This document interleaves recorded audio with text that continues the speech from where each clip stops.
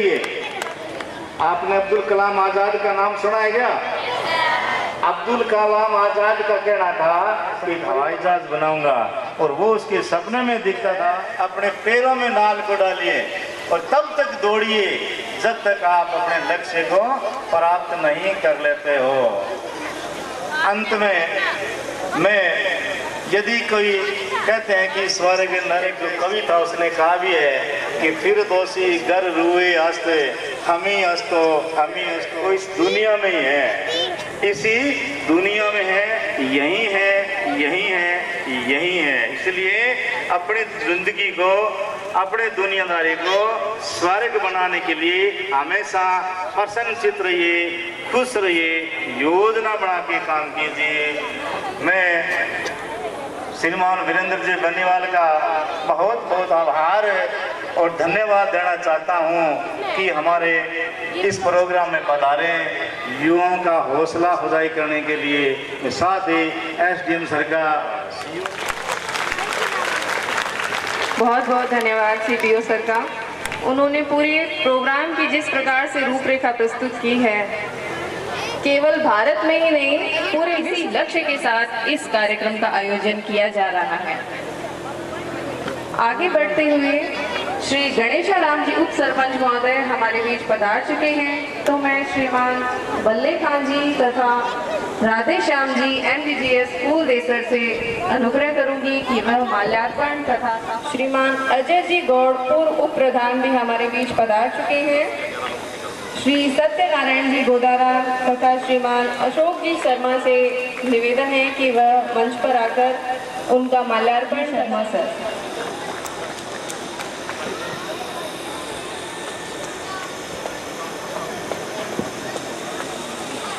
युवा महोत्सव के इस उनकी उमंग को और ज़्यादा बढ़ाने के लिए आज हमारे बीच पधारे हुए हैं, तो इनका हम बहुत स्वागत और अभिनंदन करते हैं तथा जोरदार तालियों के साथ इनका माल्यार्पण और तोहफा पहनाने का प्रोग्राम किया जा रहा है।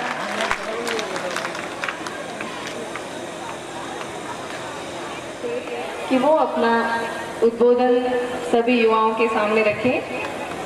सीओ सर श्री नोपा राम जी बागदा, जोरदार तालियां।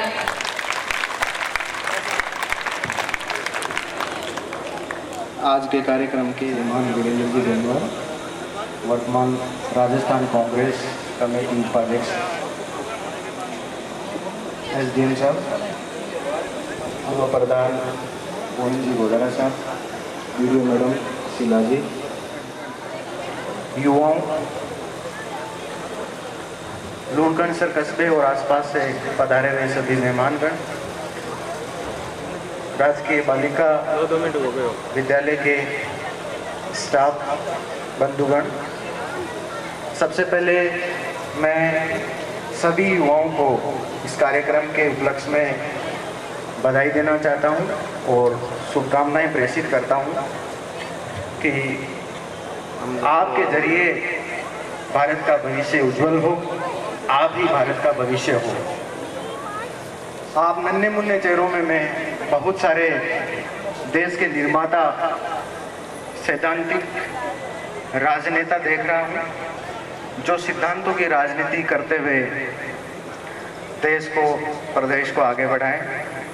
बहुत से नन्हे मुन्ने चेहरे, मैं बहुत अच्छे bureaucrats, IAS, IPS, RS, RPS services के युवा देख रहा हूं, बहुत से जज्बाती ऐसे अफसर और जवान देख रहा हूं जो देश की विभिन्न सेवाओं में, आर्मर्ड फोर्सेस में जाकर के देश की रक्षा का जज्बा अपने दिल में संजोए हुए हैं। आप सभी को मेरी तरफ से बहुत बहुत शुभकामनाएं।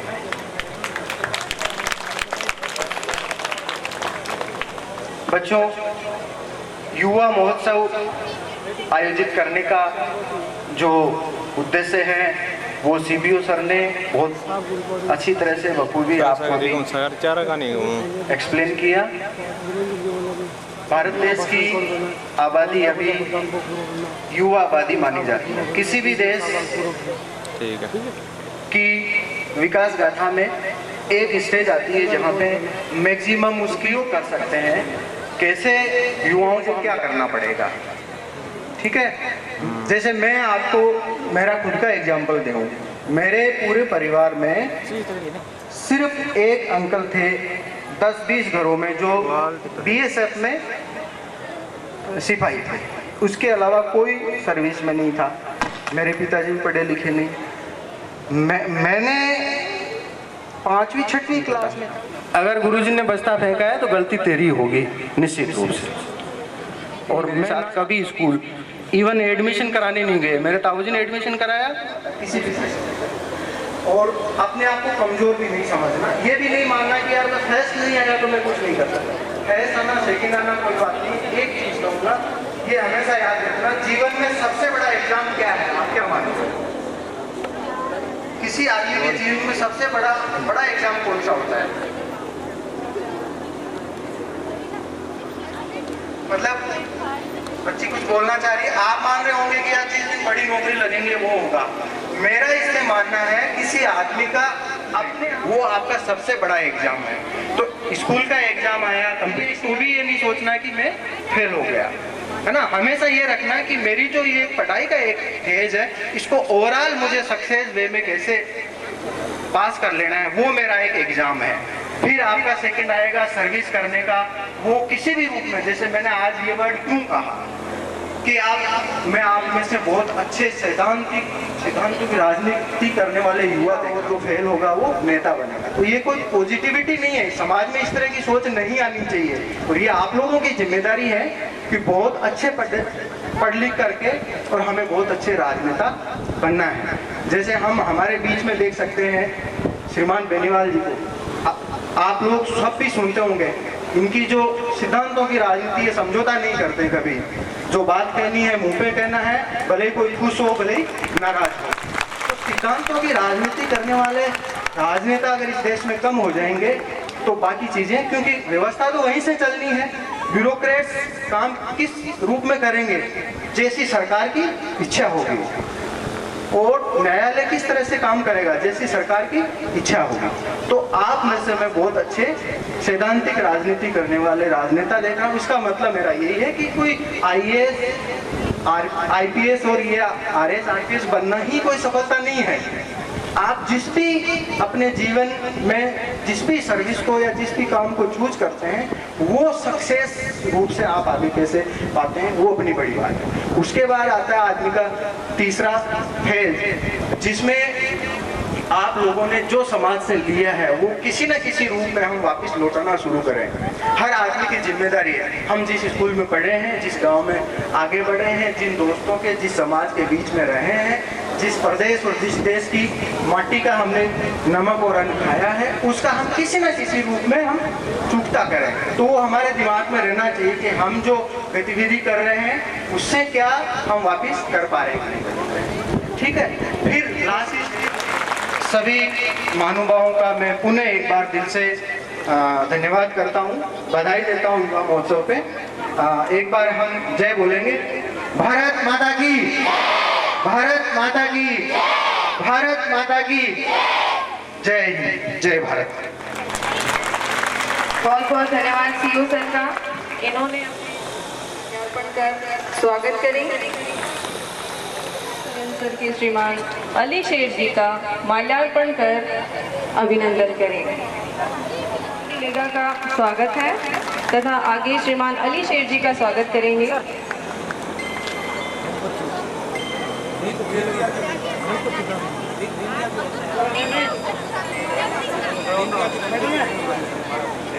स्वागत है, अभिनंदन है तथा श्रीमान अमजद हुसैन जी का भी बहुत बहुत स्वागत है, अभिनंदन है। अपना बहुमूल्य समय निकालकर ये सभी अतिथिगण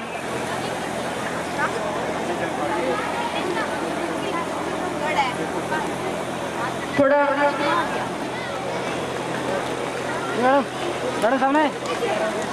सामने देखो एक बार। विजयलक्ष्मी जी का बहुत बहुत स्वागत है। कांग्रेस सचिव श्रीमती रजनी देवी जी का माल्यार्पण करने के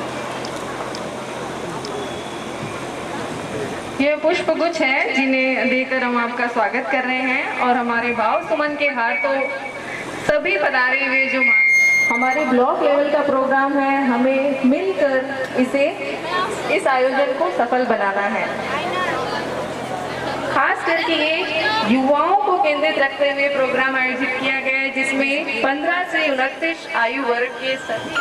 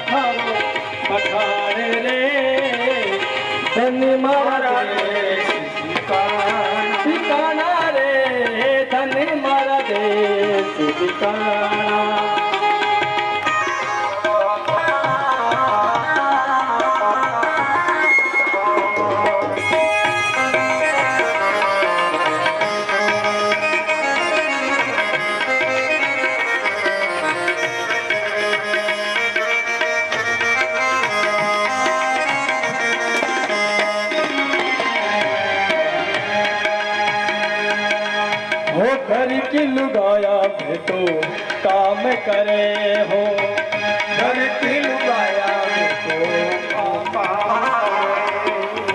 एक गलो लकड़ी छाड़ा रे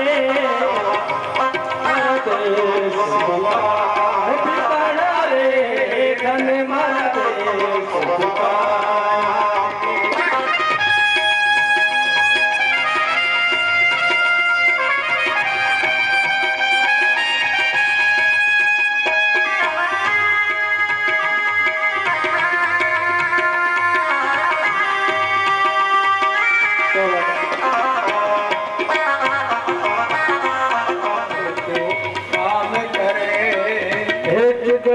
लकड़ी छाना रे सोचा बैठा धन मारा देश ठिकाना रे, धन मारा देश ठिकाना रे, धन मारा देश ठिकाना, धन मारा देश ठिकाना रे, धन मारा देश ठिकाना, धन मारा देश ठिकाना ठिकाना रे।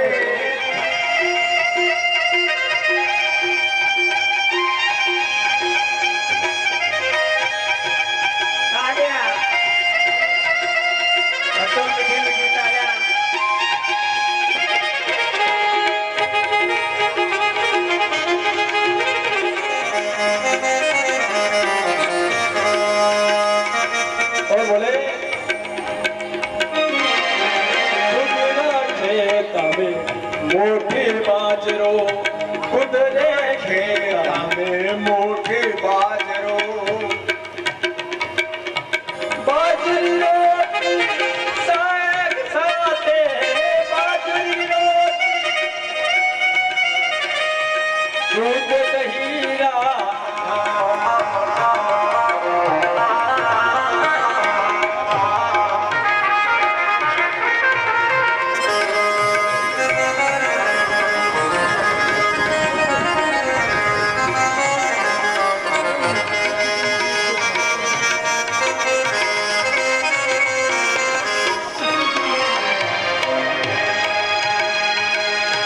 मिस्री मीठा लोग हतेरा, मिस्री मीठा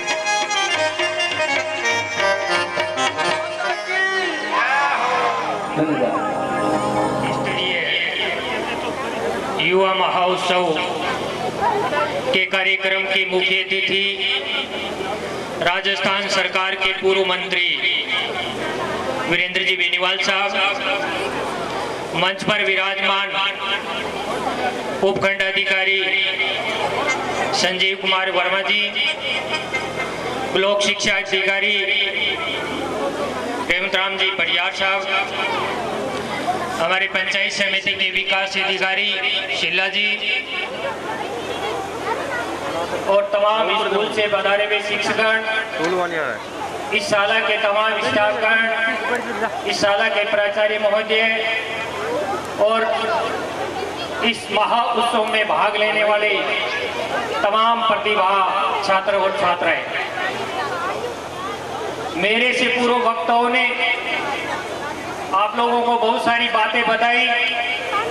राजस्थान के सरकार के माननीय मुख्यमंत्री जी अशोक जी गहलोत की सोच रही कि पुरानी संस्कृति को जिंदा रखने के लिए आपके यहाँ पर 21 प्रकार की प्रतियोगिता होगी, जिसमें जो तमाम अपने राजस्थान की संस्कृति की प्रतियोगिताओं के माध्यम से आप लोग अपनी प्रतिभाओं को यहाँ पर प्रस्तुत करेंगे। माननीय मुख्यमंत्री जी ने अपने गांव में पुरानी संस्कृति को जिंदा रखने के लिए यहाँ पर पहले भी ओलंपिक खेलकूद प्रतियोगिता का भी आयोजन किया गया। उसमें कोई सीमा नहीं थी कि कोई भी व्यक्ति उसमें भाग ले सकते थे। उसी प्रकार ये युवा महोत्सव के माध्यम से आपके यहाँ प्रतियोगिता का आयोजन किया गया। इस प्रतियोगिता में तमाम भाग लेने वाले छात्र छात्राओं को मैं शुभकामना देना चाहता हूँ। इस मंच के माध्यम से शुभकामना देना चाहता हूँ कि आप अपने इस लूणगंज क्षेत्र की, आप अपने गांव की, आप अपने होनहार प्रतिभा को यहाँ प्रस्तुत करें। और यहाँ निर्णायक मंडली से भी निवेदन करना चाहता हूँ कि तमाम जो प्रतिभा अच्छी प्रस्तुति दे रहा है, जो अपनी प्रतिभा को यहाँ पर निखार कर रहे हैं, उसका सिलेक्शन करके यहाँ से जिले में भेजने का काम करे। और इस शुभकामना के साथ मैं आप लोगों से कहना चाहता हूँ कि जिले में आप लूणगंज का नाम रोशन करें और राज्य में अपना स्थान प्राप्त करें, ये शुभकामना देना चाहता हूँ। और राज्य से आप अपने देश के अंदर लूणगंज के प्रतिभा का यहाँ से आगे जाने की शुभकामना देते हुए मैं आप लोगों से यही निवेदन करते हुए आप अपनी प्रस्तुति, अपनी अच्छी प्रतिभा को यहाँ प्रस्तुत करें और अपने लूणगंज का, अपने गांव का और इस क्षेत्र का और अपने समाज का नाम रोशन करें। इस शुभकामना के साथ आप लोगों का बहुत बहुत धन्यवाद। और मैं इस ब्लॉक स्तरीय कार्यक्रम में मुझे पूर्व का जनप्रतिनिधि होने के नाते, पूर्व का प्रधान होने के नाते यहाँ पर बुलाकर मान और सम्मान दिया, इसके लिए मैं उपखंड स्तर के तमाम आयोजन कमेटी का तहे दिल से आभार और धन्यवाद ज्ञापित करना चाहता हूँ। जय हिंद, जय भारत। बहुत बहुत आभार गोविंद जी का। स्तुति दे रही है कक्षा 10 की निकिता।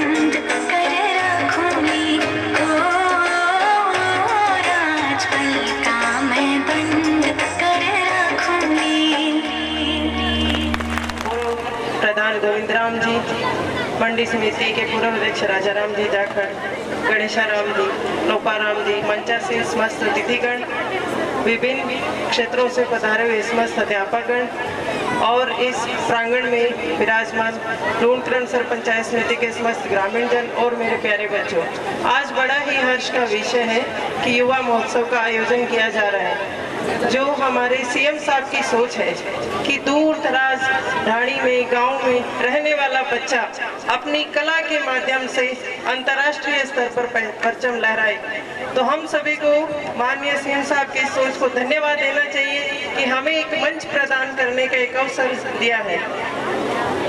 और आपके जितने भी रजिस्ट्रेशन हुए उन समस्त गुरुजनों का भी धन्यवाद कि जो समस्त छात्रों को एक मौका दिया और आपकी प्रतिभा को सबके सामने लाने का एक मौका मिला। युवावस्था में सबसे ज्यादा एनर्जी होती है, यानी कि हमें किसी भी क्षेत्र में चाहे हम चाहे कुछ भी कर जाएं, इतनी एनर्जी होती है, लेकिन दूसरों के प्रेरणा देने से हम कुछ समय के लिए प्रेरित रहते हैं। ठीक है, हमें किसी ने कहा कि पढ़ लो, ठीक है, हमारा मन क्या, हमने पढ़ लिया थोड़ी देर, लेकिन फिर हमारा मन भटक गया। अगर कोई भी और जैसे संगीत हो, खेल हो, लेकिन अगर भावना हमारे खुद के मन से आएगी, ये भावना जब आप लूणकरण क्षेत्र का नाम है वो अंतर्राष्ट्रीय स्तर पे लेके जाओ, तो ये आप ही माध्यम बन सकते हो उसका, कि आप अपनी कला में और निखार लाएं। इसी के लिए मेरी आप सबको शुभकामनाएं। एक छोटा सा उदाहरण देती हूँ। एक बार राजा शिकार करते करते जंगल में जा रहा था, तो रात हो गई, मार्ग भटक गया, अंदर घना जंगल था। चलते चलते तो उसे पता नहीं चला कि खुला कुआं था, वो उसमें गिर गया। तो नीचे नहीं गिरा, तो उसमें एक पेड़ था, उसमें कहीं उसका मन जो प्यास से भी बेहाल था। इतने में देखता है ऊपर की एक बहुत बड़ी मधुमक्खी का छत्ता था, उसमें से थोड़ा थोड़ा शहद टपक रहा था, तो वो शहद सीधा उसके मुंह में आके गिर रहा था। तो उसने उस शहद का आनंद लेना शुरू कर दिया। उसने ये नहीं सोचा कि नीचे कुआं है और मेरा जीवन कभी भी समाप्त हो सकता है, मुझे ऊपर जाने का प्रयास करना चाहिए। उसी तरह जब ये युवावस्था होती है तो हमारी स्थिति भी कुछ ऐसी होती है कि जो छोटे छोटे लोग होते हैं वो हमारा मार्ग भटकाते हैं, हम सिर्फ उन्हीं में मस्त हो जाते हैं। कई बार ये नहीं सोचते कि इसका परिणाम क्या होगा। कुछ जैसे अब देखें कि धीरे धीरे युवाओं में नशे की प्रवृत्ति बढ़ती जा रही है, तो वो एक मीठा जहर है, तो हम सभी को उससे दूर रहने का प्रयास करना चाहिए। हमारी दृष्टि सदैव अपने लक्ष्य की तरफ होनी चाहिए। जैसे कि हम पढ़ते हैं कि अर्जुन की दृष्टि सिर्फ उस मछली की आंख पे थी, तो उसने अपना लक्ष्य भेद दिया। उसी तरह हमारा जो उद्देश्य है, हमारी जो दृष्टि, हमारा जो लक्ष्य है, उस पे ही हमारी संपूर्ण एनर्जी उसी में लगनी चाहिए। हम सुबह उठें, अपने माता पिता को प्रणाम करें, अपने गुरुजनों का सम्मान करें और जो हमारा लक्ष्य हो, चाहे वो किसी भी क्षेत्र में हो, उसमें हम अपना संपूर्ण दें। आपके मन में ये ग्लानि नहीं रहनी चाहिए कि अगर मैं थोड़ा सा और प्रयास करता तो ये कर लेता। कोई दिक्कत नहीं है, ये हम खुद ही कर सकते हैं, तो आप अपना संपूर्ण दीजिए। जैसे कि आपने देखा कि हमारे क्षेत्र का विकास दिन प्रतिदिन बढ़ता जा रहा है। अभी कुछ जगह पर और इंग्लिश मीडियम स्कूल भी आपके शुरू हुए हैं, तो इसके लिए मैं माननीय वीरेंद्र जी का धन्यवाद देती हूँ कि शुरू से लेके अब तक कोई भी ऐसा क्षेत्र नहीं बचा जिसमें विकास के आयाम स्थापित नहीं हुए हों। जो बच्चों की सोच के लिए, युवाओं की सोच के लिए, इस इलाके की सोच के लिए, जिस सोच को लेके वो आगे बढ़े हैं, हम सभी का भी ये दायित्व है कि हम उनके सपनों को भी पूरा करें और अपना संपूर्ण ध्यान अपने लक्ष्य पर लगाएं। आप सभी को मैं शुभकामनाएं देती हूँ कि आज के बच्चे कल का भविष्य है। आप अगर अच्छा पढ़ोगे, लिखोगे, खेल में किसी भी क्षेत्र में आगे जाओगे, तो निश्चित रूप से आज आप वहाँ बैठे हो, आपको मौका मिलेगा कि आप सामने आके मंच पे बैठोगे। लेकिन ये लगन हमें कोई और पैदा नहीं कर सकता, ये लगन हमें खुद को ही पैदा करनी होगी। इन्हीं शब्दों के साथ जय हिंद, जय भारत, धन्यवाद। युवा महोत्सव के आज के इस कार्यक्रम के मुख्य अतिथि श्रीमान वीरेंद्र जी बेनीवाल साहब, श्रीमान गोविंद जी, लोपाराम जी, शीला मैडम, गणेशाराम जी, मंचासीन अन्य समस्त माननीय अतिथिगण, समस्त शिक्षकगण, आज के इस युवा महोत्सव के पीछे राजस्थान सरकार की जो मुख्य दो मंशा हैं उन पर मैं प्रकाश डालना चाहूँगा। सर्वप्रथम राजस्थान सरकार की मंशा है कि जो हमारे लोक संस्कृति, जो हमारे लोक नृत्य हैं, लोक गायन हैं, विविध कलाएं हैं, वो अगर लुप्त होने की कगार पे हैं तो उन्हें बचाया जाना चाहिए। हम इस प्रकार के कार्यक्रमों के आयोजन के माध्यम से हमारी संस्कृति का संरक्षण करते हैं और विविध कलाओं का विभिन्न जो प्रदर्शन उनके माध्यम से उनको सुरक्षा प्रदान करते हैं। साथ ही साथ समूचे राजस्थान में जो प्रतिभाएं हैं उन्हें एक मंच प्रदान करना कि वे सभी प्रतिभाएं सामने आए और उनके भीतर जो प्रतिभा है, जो कला है, उसका प्रदर्शन हो और उसे समूचा सम्मान भी प्राप्त हो। आप लोग अभी ब्लॉक लेवल पे अपने प्रेजेंटेशन दे रहे हैं, इसके बाद जो आप में से सेलेक्ट होंगे फर्दर कंपटीशन के लिए वो जिला स्तर पे जाएंगे, उसके बाद स्टेट लेवल पे, उसके बाद नेशनल और इंटरनेशनल लेवल पे। तो मेरा आपसे यही आह्वान है कि आप लोग अधिक से अधिक संख्या में इन प्रदर्शनों में भाग लें। इसके बाद ग्रामीण ओलंपिक खेल भी होने वाले हैं, उसके लिए भी मैं आह्वान करता हूँ कि आप सब लोग उनमें भी भाग लें। ये सभी जो आयोजन है इनका एक दूसरा पहलू भी है कि जो जीवन में एक रास्ता आ गई है, जो उबाऊपन आया है, उससे हमें निजात मिले। केवल विद्यालयों में अगर हम ये सोचें कि केवल शिक्षण गतिविधियों पर ही बल दिया जाए तो वो भी उचित नहीं। हमें एक्स्ट्रा करिकुलर एक्टिविटीज जो हैं, जिनमें खेल कूद है या आपके सांस्कृतिक आयोजन है या विभिन्न प्रकार के अन्य कार्यक्रम हैं, विभिन्न जयंतियां वगैरह जो मनाई जाती हैं, उनका भी योगदान। इससे बालकों का सर्वांगीण विकास होगा। केवल उनका एक पक्षीय विकास करना हमारा यहाँ पर संकल्प नहीं है, उद्देश्य भी नहीं है। इसके साथ ही आज यहाँ सारे बच्चे बैठे हैं तो उनको इस अवसर पे मैं ये भी बताना चाहूँगा कि जैसे कि आपका स्कूल सीनियर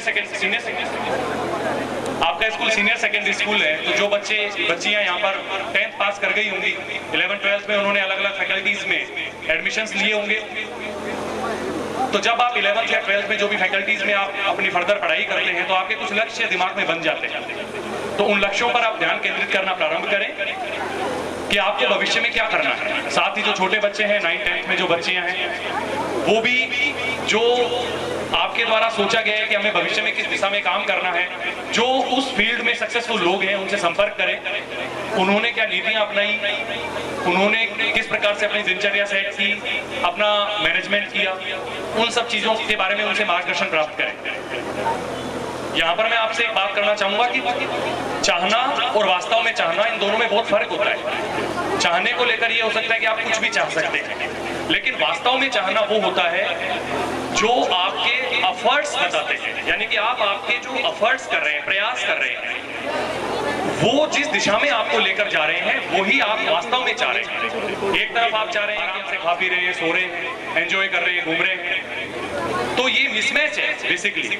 आप चाह तो रहे हैं लेकिन वास्तव में नहीं चाह रहे। अगर आप वास्तव में चाह रहे होते तो जो आपकी हरकतें हैं, जो आपके दिनचर्या है, जो आपका मैनेजमेंट है, जो आपका रूटीन है, जो आपके प्रयास है, वो सारे उसी दिशा में जा रहे होते।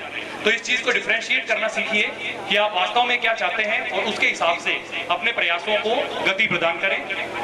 आप में से बहुत सारे लोगों ने अभी नोपाराम जी की बातों को गौर से सुना होगा। मैं नोपाराम जी से व्यक्तिगत रूप से परिचित हूँ और आज वो जिस मुकाम पे हैं, यहाँ पहुंचे हैं, वो बहुत प्रयासों से पहुंचे हैं। ऐसा नहीं कि उन्होंने इससे पहले जॉब नहीं लिए, बहुत जॉब लिए, लेकिन उन्होंने अपने लक्ष्य पे ध्यान रखा और उसी के हिसाब से अपने जो एफर्ट्स हैं उनको बहुत गति प्रदान की, कंसंट्रेट किया उन पे, और आज वो यहाँ पर आके बैठे हैं। तो आप लोगों को भी उनसे प्रेरणा लेनी चाहिए। इसलिए आप में से यदि कोई भी सिविल सर्वेंट बनना चाहे, भविष्य में इन सर्विसेज में आना चाहे और इस बारे में यदि आप चर्चा करना चाहें तो आप मेरे कार्यालय आ सकते हैं, मुझसे संपर्क कर सकते हैं, किसी भी समय आ सकते हैं। सूचना एक बार प्राप्त कर लें कि मैं वहाँ पर उपलब्ध हूँ या नहीं। मेरे पास जितना भी अनुभव होगा वो मैं आपसे जरूर शेयर करूँगा। और आज के कार्यक्रम के लिए आपको बहुत बहुत शुभकामनाएं मैं प्रेषित करता हूँ और इस शानदार आयोजन के लिए यहाँ की आयोजन कमेटी, सीबीयू सर और आपके स्कूल प्रशासन को भी मैं धन्यवाद ज्ञापित करता हूँ, बधाइयाँ देता हूँ कि आपके बच्चे हमारे लूनकरण सर का नाम राष्ट्रीय और अंतर्राष्ट्रीय स्तर पे रोशन करेंगे। और आप लोगों को आगामी जीवन के लिए भी मैं शुभकामनाएं देता हूं कि आप लोग अच्छे से पढ़ें, अच्छे से सीखें, अपने लाइफ को अच्छे से मैनेज करें और बढ़िया बढ़िया पदों पे सेलेक्ट हों, ताकि हमें भी लूणकरण सर से बहुत ही अच्छे राजकीय कर्मचारी हासिल हों जो यहाँ की तरक्की में, यहाँ की प्रगति में अपना योगदान दे सके। इन्हीं शुभकामनाओं के साथ मैं अपने शब्दों को विराम देता हूँ और साथ ही साथ श्रीमान वीरेंद्र जी बेनीवाल साहब का और गोविंद जी का मैं बहुत बहुत धन्यवाद ज्ञापित करता हूँ कि उन्होंने अपने बहुत ज्यादा बिजी शेड्यूल में से हमारे लिए समय निकाला, हमें यहाँ उन्होंने उत्साहवर्धन किया और साथ ही साथ हमें मार्गदर्शन भी प्रदान किया। इन्हीं शब्दों के साथ जय हिंद, जय भारत, जय जय राजस्थान। बताया कि सिर्फ जाना ही काफी नहीं है। डिग्री की बात कर रहे हैं हम 15 से 29 वाले। गुरुजी, ओ गुरुजी, लार थोड़ा सा। युवा महोत्सव के अवसर पर आयोजित ये कार्यक्रम में मंच पर विराजमान पूर्व प्रधान और अपने ब्लॉक कांग्रेस कमेटी के अध्यक्ष गोविंद गोदारा जी, एसडीएम साहब सम्मानीय वर्मा साहब, बीडीओ साहिबा श्रीमती शीला जी, सीबीओ साहब सम्मानीय रेवंत राम जी, यहाँ की पीईओ और गवर्नमेंट सीनियर सेकेंडरी स्कूल की प्रिंसिपल रेणु बाला जी, हमारे इस उपखंड के पुलिस अधीक्षक जिनकी बात को आपने बड़े गौर से सुना भी, नौपाराम जी आकर साहब, गर्ल्स सीनियर सेकेंडरी स्कूल के प्रिंसिपल सम्मानीय राणा प्रताप जी, पूर्व प्रधान अजय कुमार गौड़ जी, व्यापार मंडल के अध्यक्ष राजाराम जी जाखड़ साहब, यहाँ विराजमान पूर्व युवक कांग्रेस के अध्यक्ष जय किशन जी, अनिल कुमार स्वामी जी, पधारे वाले सभी सम्मानित मंचस्थ अतिथिगण, इस प्रांगण में विराजमान सम्मानीय अभिभावकगण, अध्यापकगण और दूर दूर की शालाओं से पधारे हुए और इस शाला में अध्ययनरत वो छात्र और छात्राएं जिनकी प्रस्तुति आज के दिन दी जाएंगी और जिनके लिए ये कार्यक्रम आयोजित किया जा रहा है। आप सबको इस अवसर पर राज्य सरकार की जो सोच है, सम्मानीय अशोक गहलोत जी जो प्रतिभा तलाशने का जो काम कर रहे हैं, तलाशना और तराशना, उसी क्रम में आयोजित ये कार्यक्रम युवा महोत्सव के आगाज पर मैं आपको अपनी ओर से शुभकामनाएं देना चाहता हूं। बड़े विस्तार के साथ में सम्मानीय हमारे रेवंत राम जी साहब ने इस कार्यक्रम के बारे में भी बताया, इसकी पृष्ठभूमि के बारे में भी बताया और मेरे से पूर्व वक्ता एसडीएम साहब और हमारे बीडीओ साहिबा ने और सीओ साहब ने भी आपकी उन्हीं बातों को आगे बढ़ाते हुए आपको बहुत सी ऐसी जानकारियां दी जिन जानकारियों का अगर आप लाभ लें तो आपको आने वाले समय में काम आएगा। इस महोत्सव का आयोजन मुख्य रूप से केंद्र बिंदु है 15 वर्ष से 29 वर्ष की आयु के अध्ययनरत और चाहे गैर अध्ययनरत युवा हैं उनके लिए, कि वो अपनी कला का प्रदर्शन करें, उनके लिए मंच उपलब्ध कराया गया है और कला का प्रदर्शन करके उनका यहाँ पर जो पैनल है, पैनल उनको देखेगा, सेलेक्ट करेगा, जो इस ब्लॉक से सेलेक्ट होकर के जाएंगे जिले तक और जिले से सेलेक्ट होकर के जाएंगे स्टेट लेवल तक और स्टेट लेवल से सेलेक्ट होकर के वो नेशनल लेवल तक जाएंगे। मैं ऐसा सोचता हूँ कि लूणकरण सर का नाम पिछले दिनों में हमने देखा, कई गतिविधियों में नजर आया और कई गतिविधियां ऐसी थी जिनमें नजर नहीं भी आना चाहिए था लेकिन फिर भी आया। मैं चाहता हूं कि इस प्रतिभा को तराशने और तलाशने की जो सोच है उसमें आपके इस ब्लॉक का नाम आए और बढ़ चढ़ करके आप हिस्सा लेते हुए राष्ट्रीय और अंतर्राष्ट्रीय स्तर पर पहुंचे, जिससे हम लोग गौरव की अनुभूति हो कि हम ऐसे कार्यक्रम में उपस्थित थे जहां पर ऐसी प्रतिभा ने अपनी उपस्थिति दी, अपनी प्रतिभा का परिचय दिया और इस मुकाम तक पहुंचे। अब बात आती है युवा की। आप इतिहास को अगर उठा करके देखेंगे तो मुझे याद आता है कि पहले भी कला एवं संस्कृति को निखारने के लिए राजीव गांधी जी जब देश के प्रधानमंत्री थे तब भी इसके लिए काम हुआ था और यूएसए में बहुत बड़ा एक सम्मेलन भी आयोजित किया गया था और उस सम्मेलन में हमारे देश के लोक कलाकारों ने अपनी उपस्थिति दी थी। न सिर्फ वहां बल्कि यूरोप के भी अनेकों देशों में अपनी उपस्थिति दी। उन्हीं में से एक नाम को अभी रेवंत राम जी ने भी याद किया था, गुलाबो जी का। गुलाबो जी का जो कालबेलिया नृत्य था वो कालबेलिया नृत्य की धूम पूरी दुनिया में रही थी। वो एक जैसा आपने बताया कि एक पूर्णतया अपना ट्राइब के रूप में जीवन जीने वाली वो महिला आज इंटरनेशनल लेवल पर उन्होंने अपना नाम हासिल किया और उनकी तो एकेडमी तक चल रही है जहाँ पर नए उनको भी जो स्टूडेंट्स हैं उनको ट्रेनिंग भी देती हैं, ऐसा मेरी जानकारी है। तो मेरा ये कहना है कि यह युवा महोत्सव का मतलब कोई आज के 15 से 29 वाले उस वक्त के युवा थे, उन्होंने अपना प्रयास किया, आपको देश आज़ाद करा करके दिया।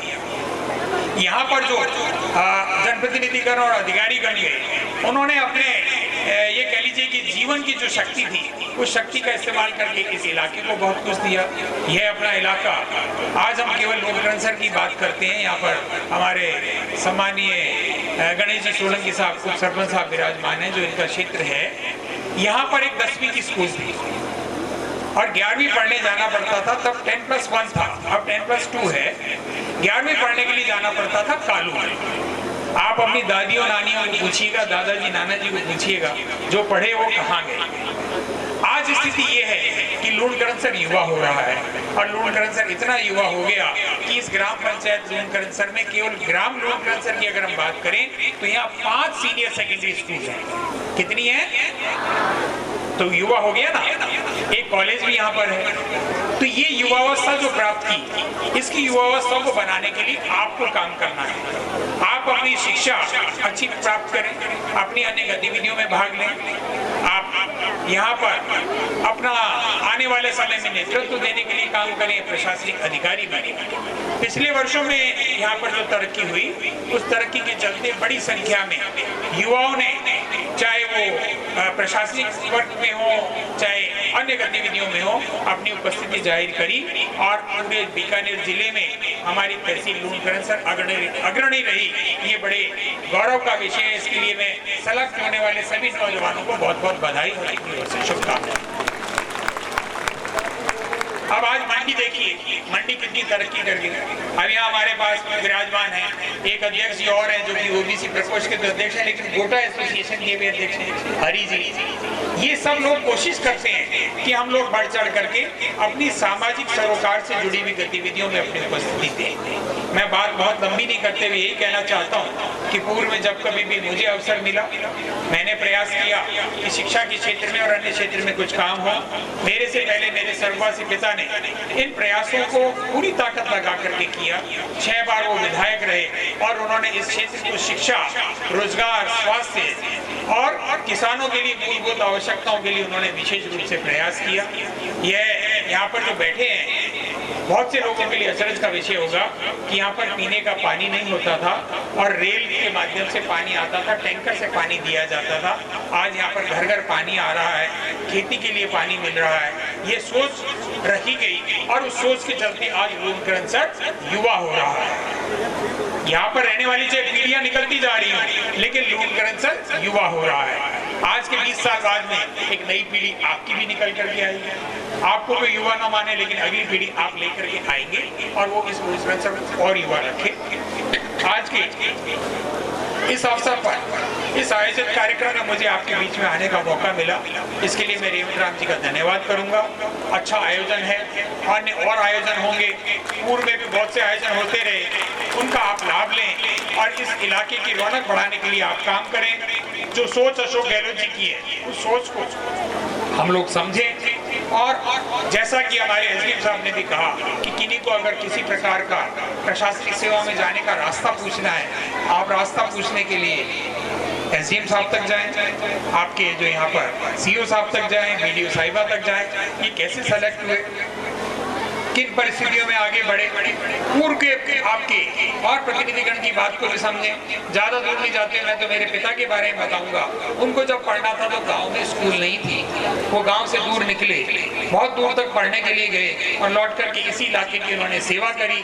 ठीक इसी सोच पर आप भी आगे बढ़े और लौट करके इसी इलाके की सेवा करें, ये मेरी शुभकामनाएं है। जो प्रतिभागी हैं उनको शुभकामनाएं, अपनी अच्छी उपस्थिति दर्ज कराएं, अपनी कला का प्रदर्शन करें। हर व्यक्ति में कला है, हर व्यक्ति के अंदर छुपा हुआ एक कलाकार है, लेकिन उसको एक मंच तक लाने की जरूरत है और उसकी कला को जगाने की जरूरत है। ये जो उनको मुकाम मिला है, मैं चाहता हूँ बढ़ चढ़ करके आप अपनी कला का प्रदर्शन करें। मुझे लगता है आप गुलाबों वाला आप प्रदर्शन करेंगे यहाँ पर। करेंगी ना? तो बिल्कुल आपकी उपस्थिति को भी और आपकी उपस्थिति को भी हम देखना चाहेंगे।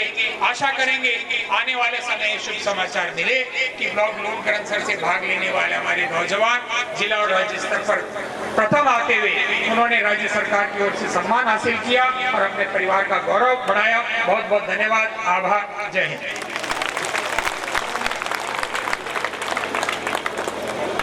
उन सभी के हम आभारी हैं। मैं उन मेहमानों को जो हमारे बीच में उपस्थित हुए हैं एक समर्पित चिन्ह भेंट स्वरूप प्रदान करते हुए हम उसको यादगार के रूप में उनको भेंट करना चाहेंगे। मैं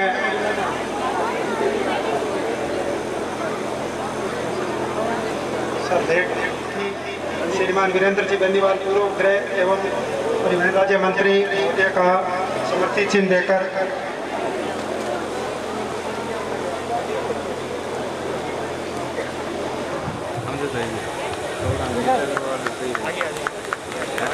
बढ़िया हो जाएगा।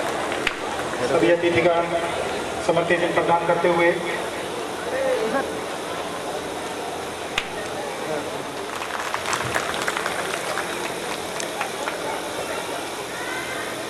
इसी क्रम में पुलिस उपाधीक्षक श्री नौपाराम जी भाकर को आमंत्रित कि वे समर्पित चिन्ह ग्रहण करें। श्रीमान जी रेवंत जी सीडीओ साहब से।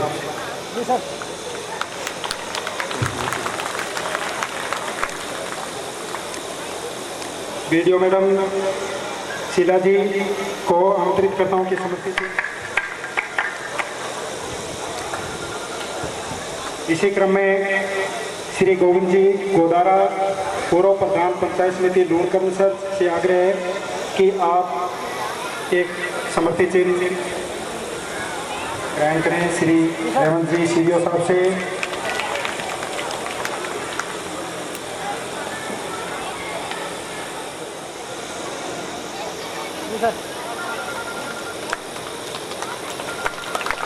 इसके बाद मैं बाबूलाल जी कुरैशी सर को आमंत्रित करूंगा कि आप भी अपना